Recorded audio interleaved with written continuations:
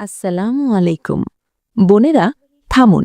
যে যেখানে আছেন, যে কাজে করছেন, হাতের কাজটা ১ মিনিটের জন্য থামান। আজ ২৬ রমজান। আজ সূর্য ডোবার পর অর্থাৎ মাগরিবের আজান হওয়ার সাথে সাথেই শুরু হয়ে যাচ্ছে সেই রাত, যে রাতের জন্য আমরা পুরো একটা বছর ধরে চাতক পাখির মতো অপেক্ষা করি। আজ ২৭ রমজানের রাত। হাদিসের বর্ণনা এবং সাহাবীদের আমল অনুযায়ী আজ রাতেই লাইলাতুল কদর বা শবে কদর হওয়ার সম্ভাবনা সবচেয়ে বেশি। বোনেরা আমার, আজ রাতে যদি আপনি সঠিকভাবে ইবাদত করতে পারেন, আপনার আমল নামায় ৮৩ বছর ৪ মাস এক নাগারে ইবাদত করার সওয়াব লেখা হবে। সুবহানাল্লাহ। রান্নাঘরে ইফতারের কাজ করছেন, নাকি অফিস থেকে ক্লান্ত হয়ে ফিরেছেন?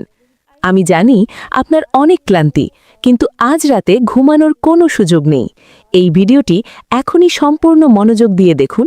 আজ রাতে ঠিক কি করবেন, কোন ঘন্টার পর কোন ঘন্টা কিভাবে কাটাবেন, হানাফি মাযহাব অনুযায়ী মহিলাদের আমলের নিয়ম কি, সব আমি ধাপে ধাপে বলে দেব।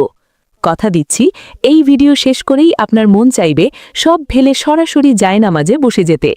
চলুন আমাদের জীবনের শ্রেষ্ঠ রাতটি শুরু করি। বোনেরা, আপনি কি জানেন আজ রাতের দাম কত?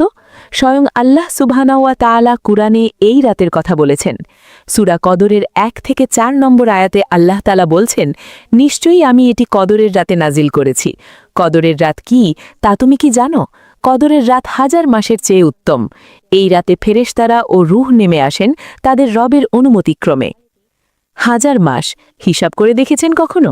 ১০০০ মাস মানে ৮৩ বছর ৪ মাস। আমাদের অনেকের তো এই পরিমাণ আয়ুও হয় না। একজন মানুষের পুরো জীবনকাল। আজ রাতে যদি আপনি ২ রাকাত নামাজ পড়েন, আল্লাহ আপনার আমলনামায় লিখে দেবেন আপনি ৮৩ বছর ধরে টানা নামাজ পড়েছেন। আজ রাতে যদি আপনি ১ টাকা দান করেন, আমলনামায় লেখা হবে আপনি ৮৩ বছর ধরে প্রতিদিন দান করেছেন। এর চেয়ে বড় সুযোগ আর কি হতে পারে? সহিহ বুখারীর হাদিসে আমাদের প্রিয় নবী সাল্লাল্লাহু আলাইহি ওয়াসাল্লাম বলেছেন, যে ব্যক্তি ঈমান ও সাওয়াবের আশায় কদরের রাতে ইবাদত করে, তার পূর্ববর্তী সব গুনাহ মাফ হয়ে যায়।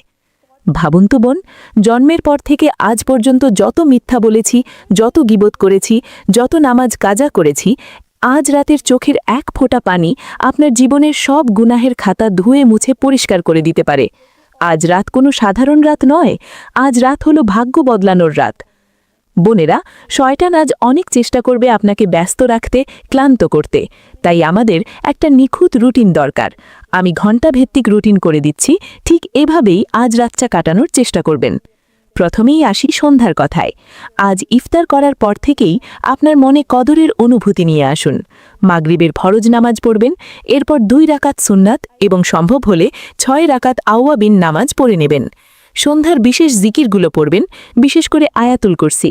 সহিহ বুখারীর বর্ণনা অনুযায়ী রাসূল সাল্লাল্লাহু আলাইহি ওয়াসাল্লাম বলেছেন, যে ব্যক্তি সকাল সন্ধ্যায় আয়াতুল কুরসি পড়ে, সে আল্লাহের আশ্রয়ে থাকে।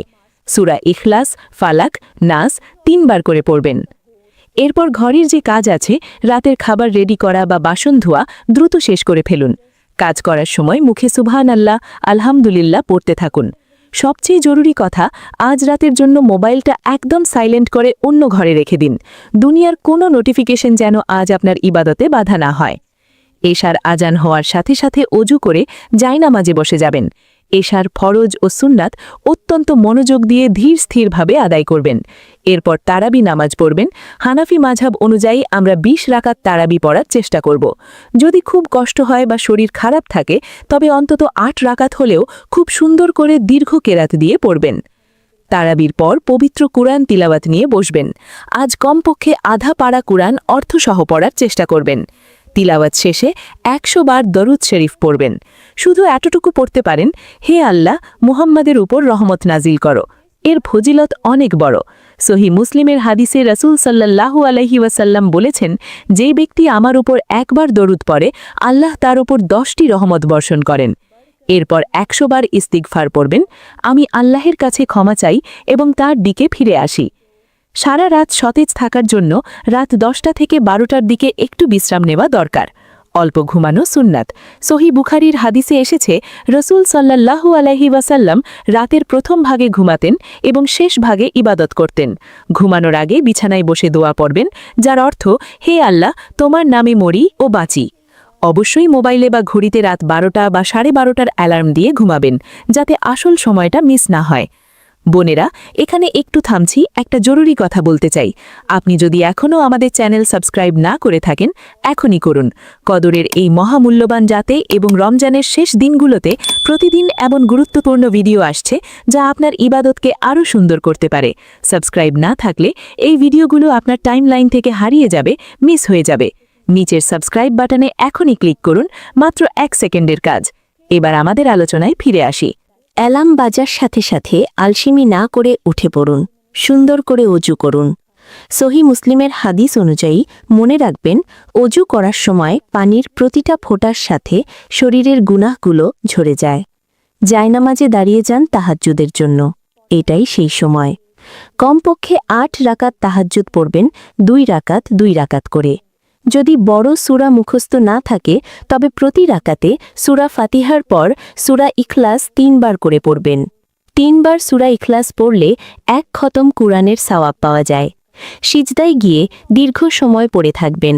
সহি মুসলিমে রসুল সাল্লাল্লাহু আলাইহি ওয়াসাল্লাম বলেছেন, বান্দা আল্লাহর সবচেয়ে কাছে থাকে সিজদার অবস্থায়। সিজদায় গিয়ে চোখের পানি ফেলুন। আজ রাতের সবচেয়ে স্পেশাল দোয়াটি বারবার পড়বেন। মা আয়েশাকে রসুল সাল্লাল্লাহু আলাইহি ওয়াসাল্লাম এই দোয়াটি শিখিয়েছিলেন। জামে তিরমিজিতে আসা এই দোয়াটি হল, আল্লাহুম্মা ইন্নাকা আফুউন তুহিব্বুল আফওয়া ফাফু আন্নি, যার অর্থ, হে আল্লাহ, নিশ্চয় তুমি ক্ষমাশীল, তুমি ক্ষমা করতে পছন্দ করো, তাই আমাকে ক্ষমা করো। এরপর সৈয়দুল ইস্তিগফার পড়বেন।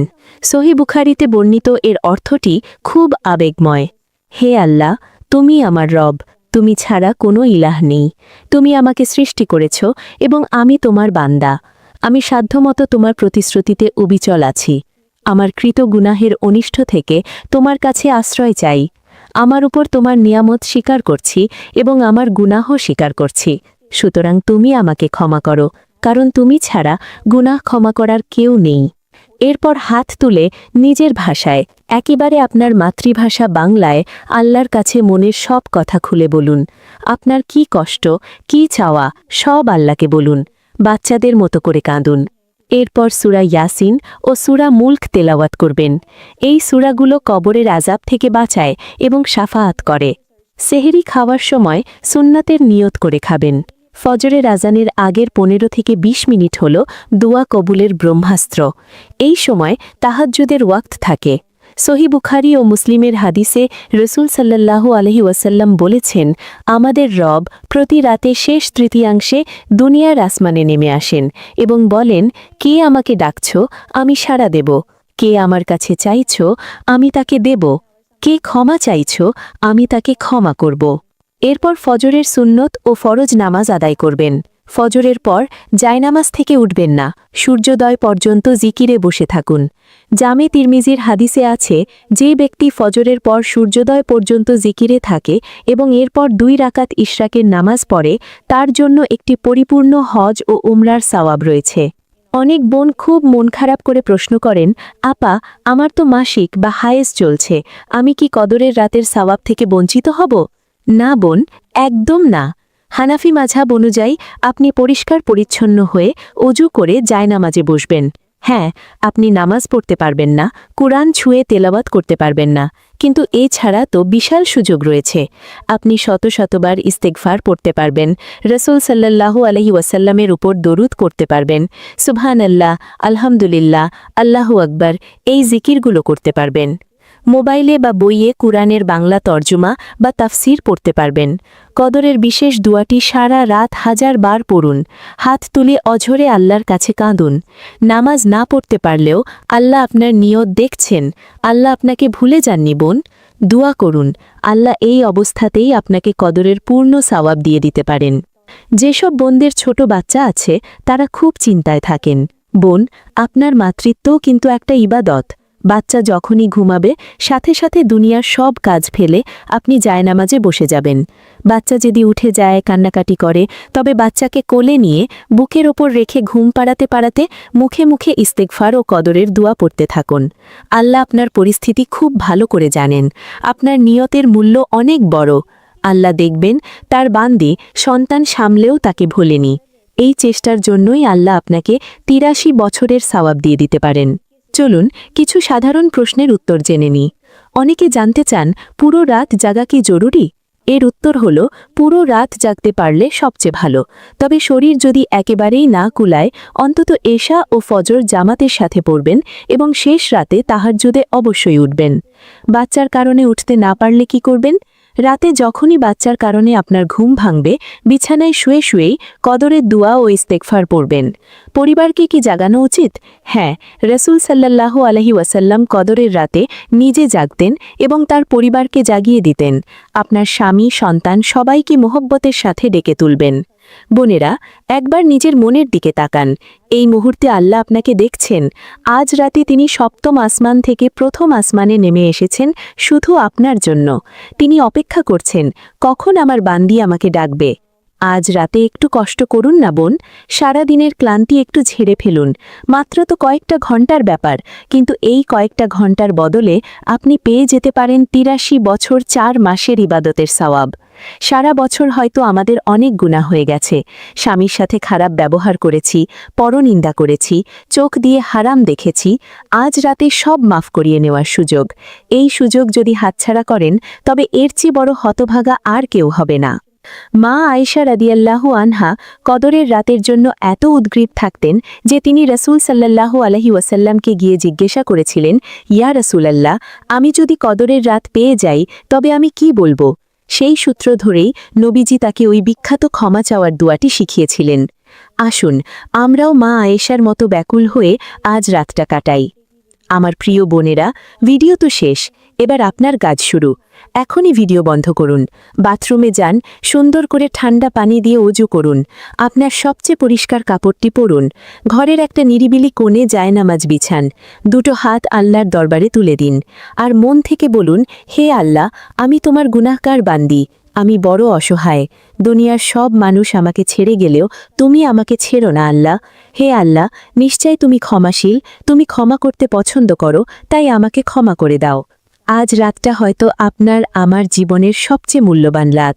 হয়তো আগামী বছর এই ২৭ রমজানের রাত আসার আগেই আমরা অন্ধকার কবরে চলে যাব। এই রাত আর ফিরে আসবে না বোন। চোখের পানি ফেলুন, রবের কাছে নিজেকে সঁপে দিন।